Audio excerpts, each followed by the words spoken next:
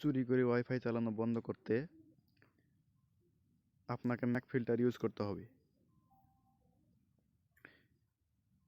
এজন্য একটা ব্রাউজারে গিয়ে আপনার অ্যাডমিন প্যানেল লগ ইন করতে হবে। অ্যাডমিন প্যানেল লগ ইন করার জন্য এই কোডটা চাপ দিবেন 192.168.0.1 এই লিঙ্কে যাবেন। ইউজার পাসওয়ার্ড দিয়ে লগ ইন করবেন।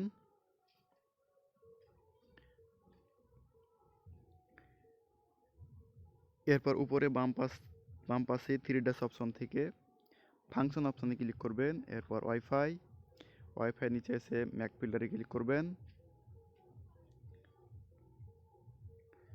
ম্যাক ফিল্টারে এসে দেখতে পারবেন এখানে কয়টা ডিভাইস কানেক্ট করা আছে।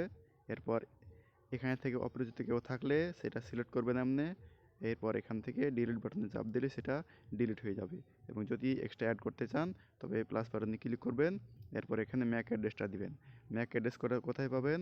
একটা ডিভাইসে প্রথমে সেটিংয়ে ঢুকবেন। সেটিংয়ে ঢুকে ওয়াইফাই যাবেন।